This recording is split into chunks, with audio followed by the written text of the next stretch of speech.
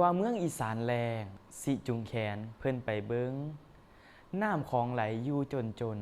มันสิแรงบอนจังไดว่าเมืองอีสานห่างสิผ้ายางดอกไปเบิงวัฒนธรรมยังโจโกมันสิห่างบอนจังไดว่าเมืองอีสานเศร้าสิผ้าเจ้าดอกไปเบิงเสียงแค้นหาวจนเสียงพิณหาวโดดดงมันสิเศร้าบอนจังไดเรียนท่านผู้มีเกียรติแล้วเข้าโรงรัฐทุกท่านครับมื้อนี้ผมรู้สึกดีใจหลายที่ได้มายืนอยู่ต่อหน้าทุกท่านณแผ่นดินที่เฮาฮักและหวงแหนถ้ามีผู้ใดมาถามว่าเฮาเป็นคนไสเฮาก็ตอบได้อย่างเต็มปากได้เลยครับเฮานี่แหละครับคนอีสานผมเป็นชาวจังหวัดบึงกาฬอำเภอโซวิสัยและหัวใจของผมก็อยู่ที่ตำบลคำแก้วนี่แหละครับ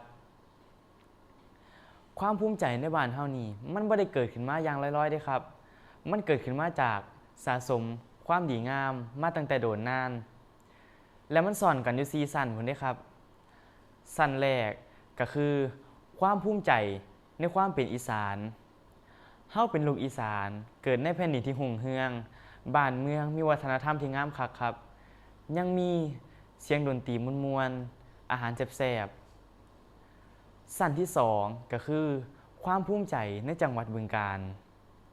ถึงจังหวัดบึงกาฬสิเป็นจังหวัดน้องใหม่ก็บ่ได้ด้อยน้อยหน้าไปกว่าไผเด้ครับจังหวัดบึงกาฬเฮามีภูทอกที่ดังไปฮอดเมืองนอกเมืองนามีหิน3ว่านที่ใหญ่โตมโหฬารและก็แม่น้ำโขงแม่น้ำสายเลือดที่หล่อเลี้ยงชีวิตกับยางพาราไว้สร้างอยู่สร้างกินนำอีกครับสั้นที่3ก็คือความภูมิใจในอำเภอโซวิสัยของเฮาที่ว่าหลวงพ่อพระแสนดินแดนน้ำใสหาดหินค่ำไพย่อใหญ่ทาลีชื่ออำเภอก็บอกอยู่แล้วครับว่าเป็นโซ่ก็คือจังโซ่ที่คล้องใจพ่อแม่พี่น้องชาวโซ่เป็นอันหนึ่งเดียวและเฮายังมีพระเจ้าแสน30,000เป็นศูนย์รวมจิตใจเอาไว้ให้ชาวโซ่ได้เคารพศรัทธานำด้วยครับสั้นสุดท้ายสั้นที่มีความสำคัญที่สุดเลยก็คือ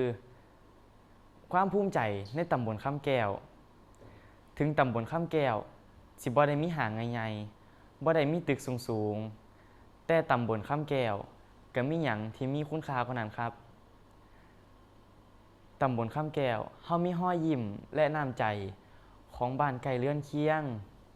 มีรอยยิ้มของลูกหลานที่แล่นเล่นอยู่ในโรงเรียนกับมีวัดที่เป็นศูนย์รวมจิตใจยามมีบุญบั้งไฟบุญพระเวทลูกหลานที่อยู่ทางไกลก็สิมาเอาบุญพร้อมกันครับและก็สิมาพร้อมคำทักทายที่ว่าไปไสมากินข้าวละไปเอาละครับพ่อแม่พี่น้องความภูมิใจในบ้านเฮาบ่แม่นการหลงเจ้าของนะครับแต่ความภูมิใจในบ้านเฮานี่ก็คือการรู้คุณค่าและรักษาสิ่งที่พ่อแม่ปู่ย่าพาเฮาเฮ็ดมาที่สำคัญเลยก็คือการต่อยอดเฮ็ดอนาคตที่ดีให้ลูกหลานของเฮาและขอให้ทุกคนซอยเบิ่งซอยแยงแผ่นดินที่มีชื่อว่าตำบลคำแก้ว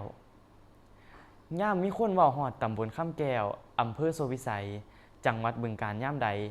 ให้ยืนอกตอบอย่างภาคภูมิตลอดไปสำหรับมื้อนี้ผมขอกล่าวคำว่าขอบคุณครับ